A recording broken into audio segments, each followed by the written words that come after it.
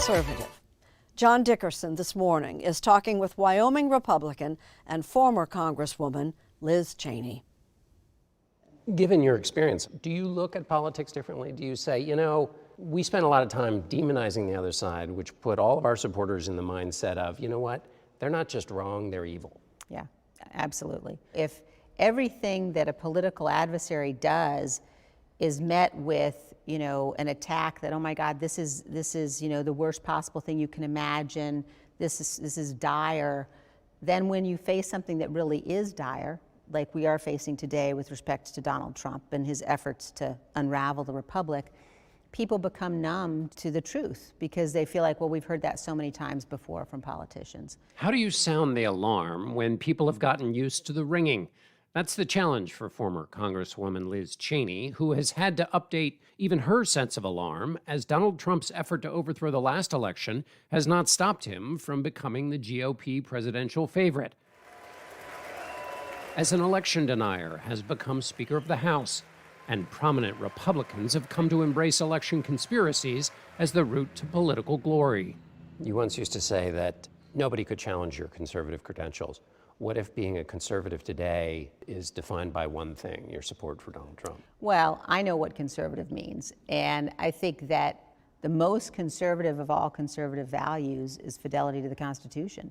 So, you know, there certainly are people today who are caught in this cult of personality, but that's the opposite of conservative.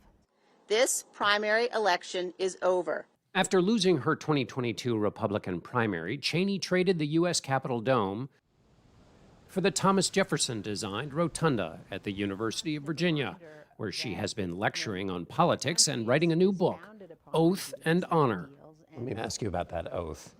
If a person is a member of Congress and they've sworn an oath to defend the Constitution, can they defend the Constitution and also endorse Donald Trump? No. So it's inconsistent. They're breaking with their oath by saying they would like him to be the next president. In my view, you know, fundamentally, there is a choice to be made. You can't both be for Donald Trump and for the Constitution. You have to choose. That's a lot of people who are choosing Donald Trump. Yeah, it is. In the aftermath of the January 6, 2021 attack on the Capitol, Cheney was one of only 10 House Republicans who voted to impeach Donald Trump. Soon after, she joined the democratically led committee to investigate the attack.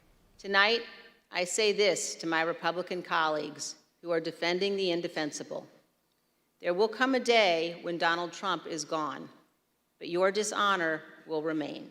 Once the number 3 leader in the House Republican Conference, Cheney was shunned by it, but she found an ally in then Speaker of the House California Democrat Nancy Pelosi. I don't know that I had ever spoken more than a few sentences to her before she called me and asked me to be on the committee. I learned later that her staff put together for her a list of the top 10 worst things Liz Cheney has ever said about Nancy Pelosi and gave it to her. And she apparently took one look at it and said, why are you bothering me with things that don't matter? Would you take back some of the 10?